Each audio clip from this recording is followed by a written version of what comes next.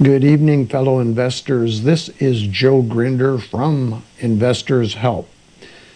This evening I have a very interesting and informative presentation for you, and it will help you make bigger profits using shareholder yield. This video is available at channel Joe Gruender at youtube.com. Check it out. Yesterday evening, I attended a presentation at the AAII, which stands for American Association of Individual Investors, here in Silicon Valley. The focus is computerized investing and mechanical investing, and it is a Yahoo group. Our founder, Al, gave this presentation, which you're going to hear in just a couple of minutes. You can find more information about this group by going to this URL as you see on this slide.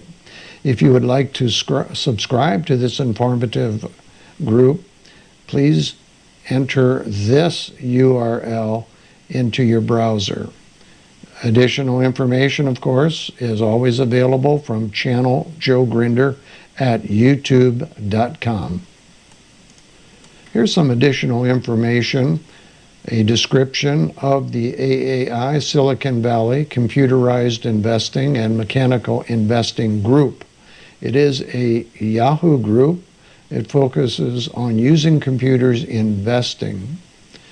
A lot of backtesting is done. We analyze various rules, algorithms, and programs to try to determine what is the best automated strategy and computerized method for finding stocks and for making profits in the market.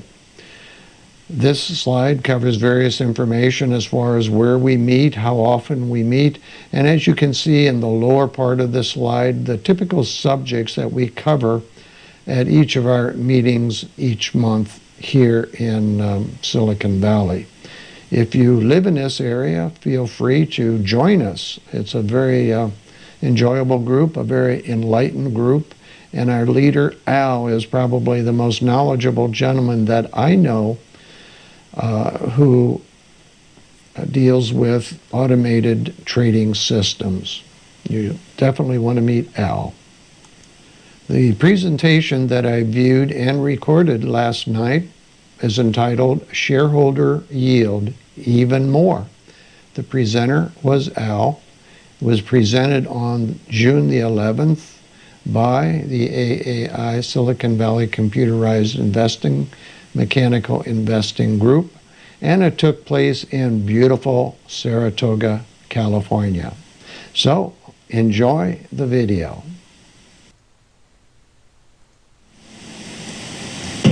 How many people here are newbies?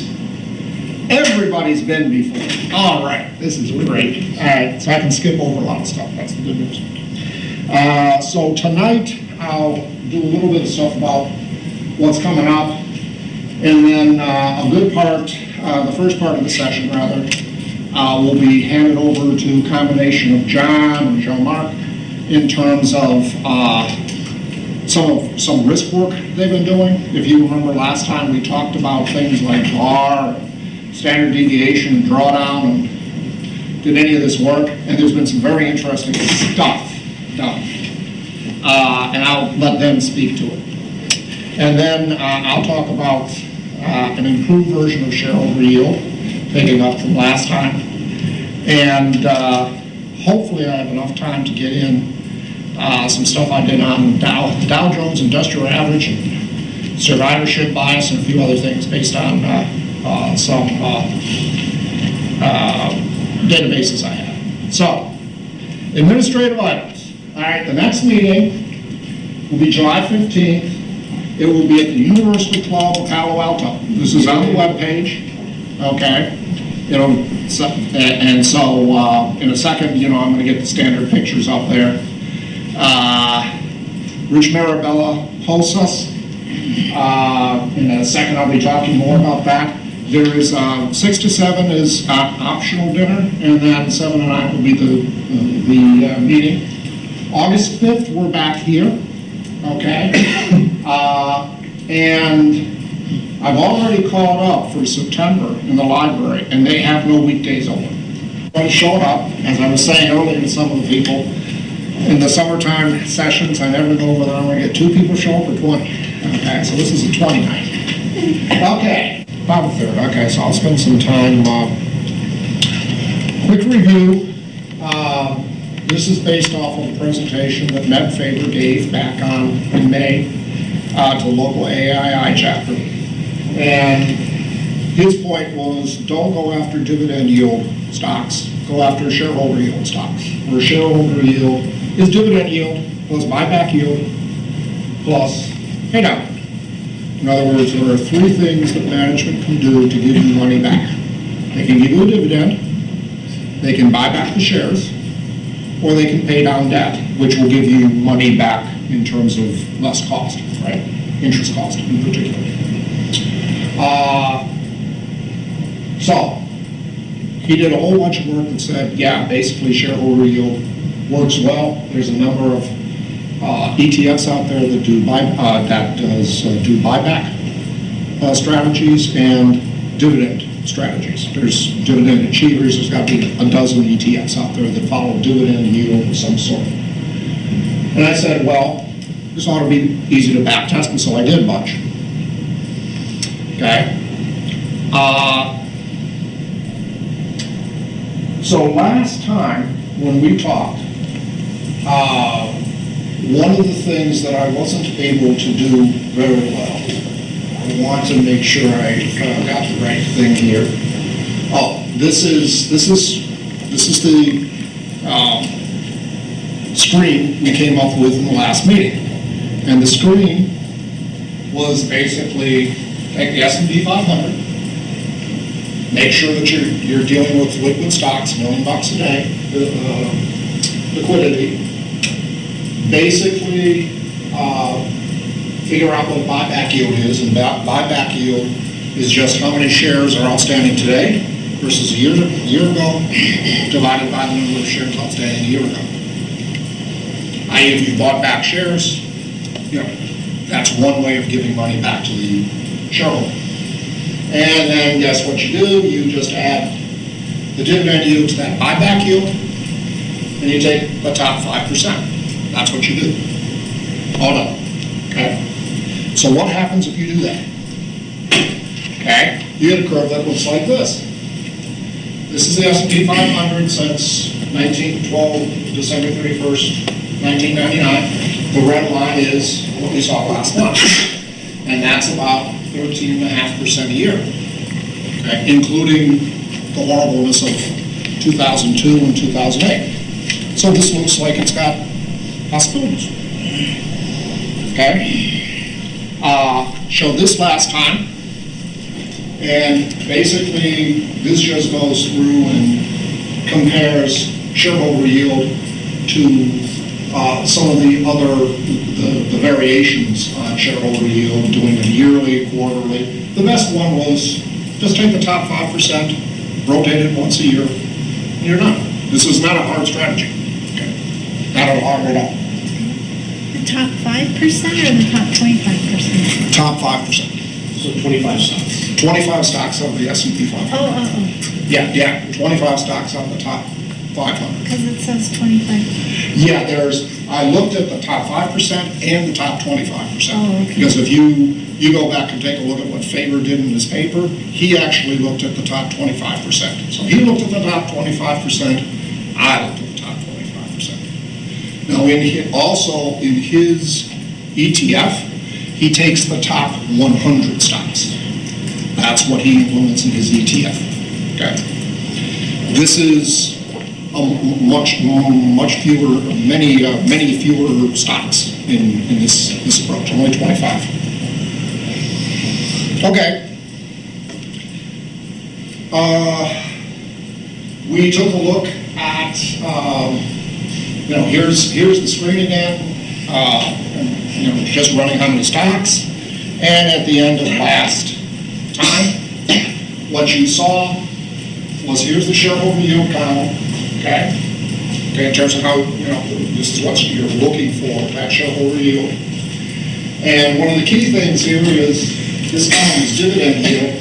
And I know you can't see the numbers, but roughly 3% is a big dividend yield, and buyback yield is around 12 or 13%. So this is mostly a buyback stock. Okay? Buybacks dominant over dividend. You got to get halfway, maybe 2/3 through the list before dividend yield even begins to matter. Okay, so this was the takeaways from last month. There are many ways to combine dividend yield, buyback yield, and paydown yield. Didn't find a good paydown yield algorithm last month. And is this, all this effort to do these 25 stocks, is it worth it? Okay? Why not just buy one of the ETFs that are out there, or get some med favor a few bucks and buy his shareholder yield ETF?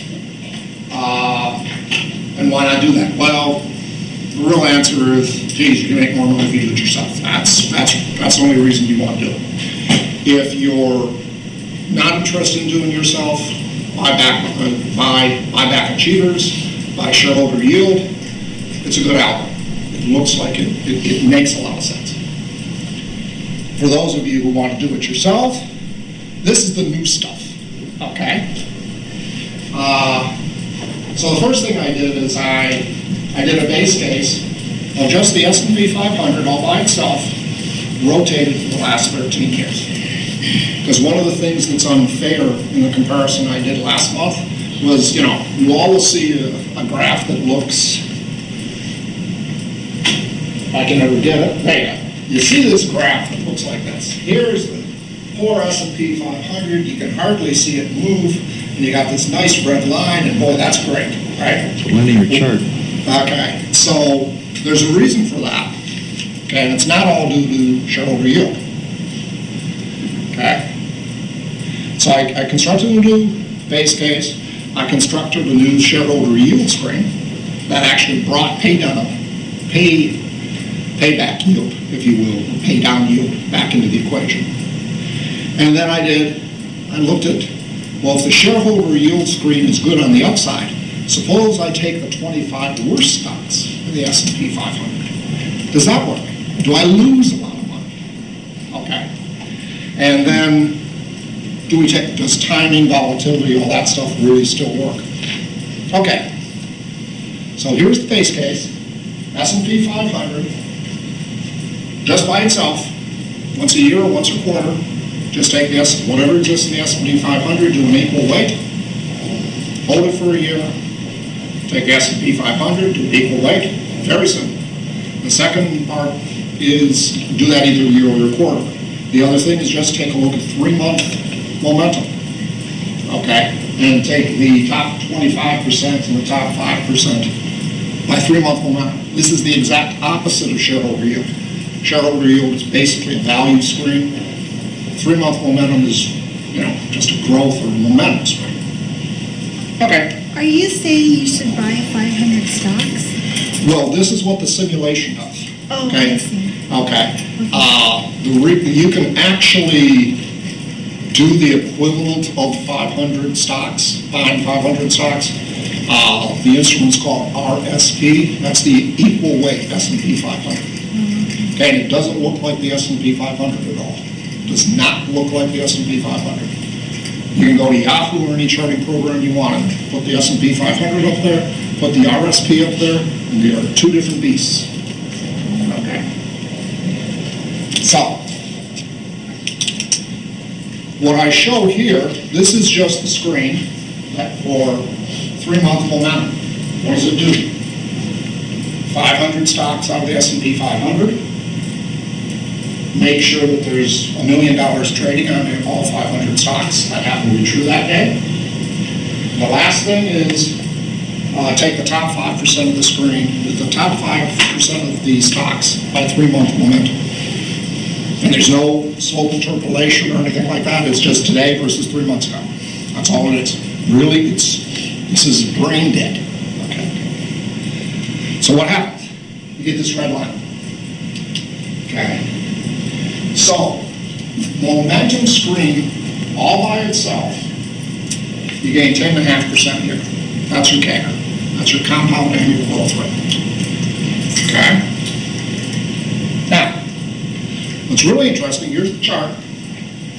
If you just take the S&P 500 and rotate it either quarterly or yearly, you get about 8.2 to 8.4% a year.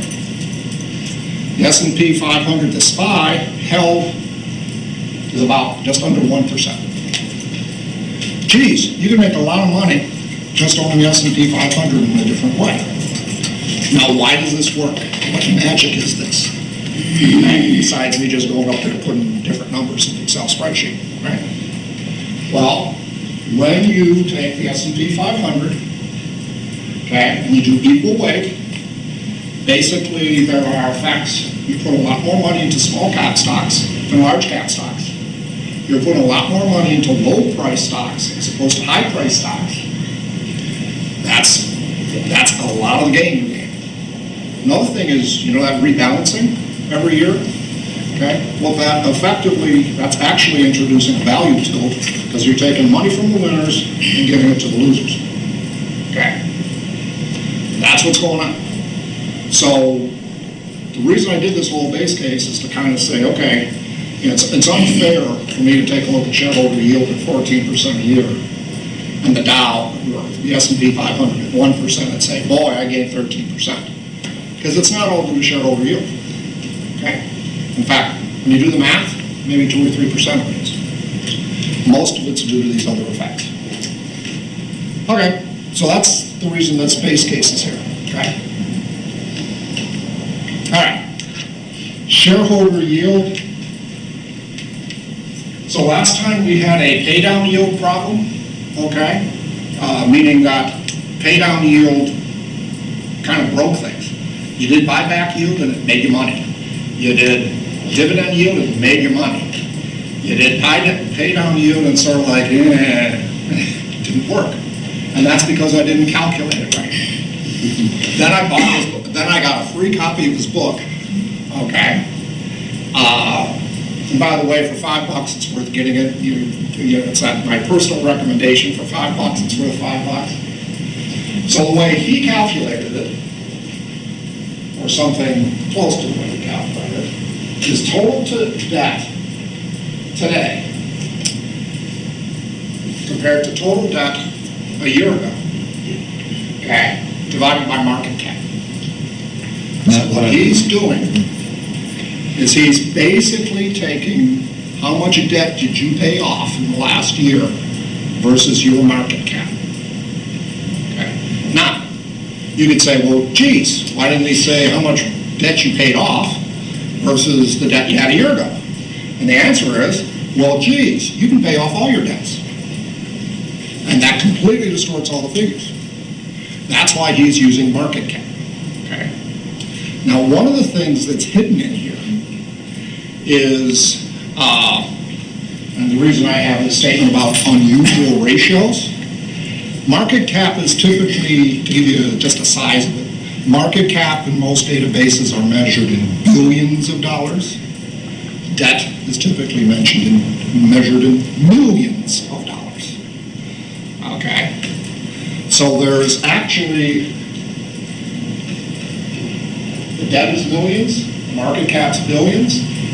You know, conceptually, if I was really doing percentages, I should somehow adjust for that. So there's a hidden factor of 10 where I'm taking the debt pay down and effectively from a percentage viewpoint, I'm multiplying it by 10. But it doesn't matter for 1, 2, 3 because it ranks everything according to the numerical range. So you can insert a factor if you don't change the result. Yeah, so this gets into the whole thing about how much you should, and we had a little discussion on this last time. Right now I'm comparing, if you will, with the exception of this ratio trick I just talked about, I'm comparing dollars to dollars or percents to percents, okay? You could do it a completely different way, okay? All right, so that's why I wanted to show that. Okay, guess what happens? Now suddenly it all works, just like Ned Frager told us it would work. So he's right, okay? Because suddenly now, Before you were around 450% gain over this period, now you're at 510. You essentially make more money. Okay, yes, sir? When you're doing that calculation with the market cap in it, what you're also doing in that case is if the market cap has been going up, you're giving it an accelerator. So to some extent, you're putting a bias towards stocks that have been increasing over the past year. Yeah. There's obvious, I bet you, if you go inside shareholder yield, he's got some very interesting formulas in how he, if you will, weights the different rankings of buyback versus dividend versus payout. I happened to come up with 10 because it was an easy thing to do, okay? You know, to some degree, one can argue it doesn't even gain you all that much, okay? But that's what I ended up doing, and it helped, okay? One of the things I will still do, hopefully for next month, is I'll try and play around with different ratios and just a straight cross-ranking of all three. Okay, so shareholder yield, the new version, you're getting around 14.5% CAGR a year. You know, I looked at all the normal variations, yearly, quarterly, top 5%, top 25%. Here's the table. You keep on seeing the same thing again. Do it once a year, take the top 5%. That seems to be the general rule here. Don't screw with it. Okay. Take your top 25 stocks, buy them, and forget about it, unless you're going to time and all that sort of thing. Okay. So what are these stocks, and what do the factors look like? Well, Seagate is at the top of the list, believe it or not. Okay. Now it's got a good yield at 366, but what's really driving it is the buyback yield at 18%. They're buying back a lot of shares. So one of the things, and I know you can't see all the numbers, I'll let you take a look at it. There's a lot of red in this pay down yield column. Okay? And that basically means that even though they're not paying down their debt, i.e. they're taking on debt, okay, the dividend yield and the buyback yield overpowers the debt that they're taking on. That's effectively what that says, okay? So there's a full list of these stocks. God forbid AIG. You remember AIG? We used to own AIG as citizens, right? Okay. AIG's on the list, number 2. Teradyne, Safeway. I will point out the weird item. Okay. Company called Windstream. Okay. Negative buyback, i.e. they issue stock. Okay. On a net basis. Let's see. Their pay down yield, they took on debt. That's in red. It's slight, but you know, they took on debt. They issued more shares. They have an 11.4% dividend. That's how they got on this list. Now, if I was, you know, kind of a fundamental guy and I was going to take a look at this, I'd go, geez, that sure does smell to me like a special one-time only dividend. Do they really pay 11.4% a year? Okay, so maybe that's the guy that doesn't belong on the list. Okay, don't know anything about the company, right? I mean, I just ran a screen and it popped up. Okay, so with this, since we're out of time, what I'm going to do is I'm going to give you some hints. Remember that inverse shareholder yield screen? Where I said, well, if shareholder yield is good, then negative shareholder yield should be bad. It sure as hell is. Okay, the blue line is the S&P 500, and the red line is what happens when you pick the worst companies out of the S&P 500 for shareholder yield. It breaks. You lose more money than the S&P 500. Okay? What happens if you time this? If you time the S&P 500, okay, the green line is, you know, the what came out of the stock simulation. The purple line is what comes out of a 200-day moving average. Okay? And how often do you rebalance it? Well, the underneath, what happens is you rebalance once a year in this case, but you look at the timing signal essentially at the end of every month. Okay? Okay? So was the timing signal you were using exactly? Pardon? What was What's the timing so that you drop below the 200-day? When you drop below the 200-day at the end of the month, you basically say, I'm out, I go to, in this case, short-term government bonds. Okay? This is kind of, semi-standard, use the 200-day as a timer, right? Nice and stupid and simple. Now, what happens if you decide you want to hedge instead? Okay? This is, the purple line is the equity curve of the hedge. Okay? The hedge here is Ridex Ursa. Okay? And it's still 200-day, but instead of going flat, I just said half my money's in Ridex Ursa, half my money I keep in the S&P 500, these shareholder yield stocks. Purple line is what you get. Okay? Amazingly good. Okay? Geez, what happens if we say, let's keep the volatility constant, or attempt to keep the volatility constant at 1%? You get the purple line.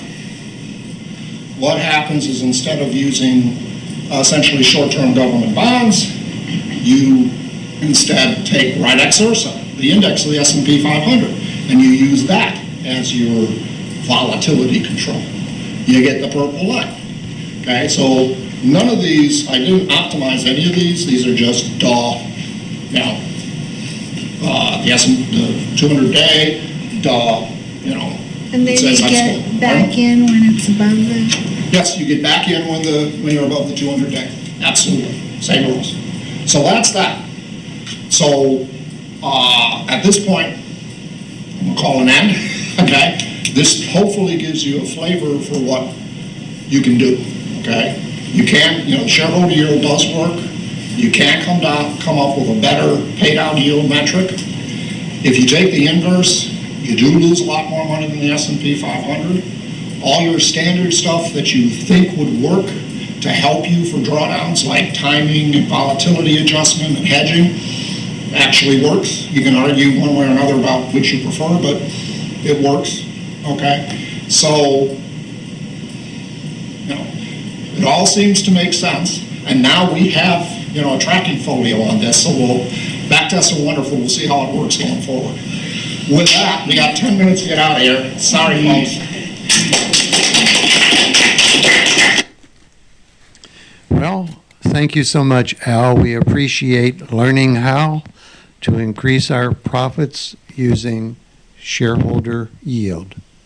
If you enjoyed this video and would like to subscribe so you can receive advanced notifications regarding future videos, please go to YouTube, look for channel Joe Gruender, and subscribe.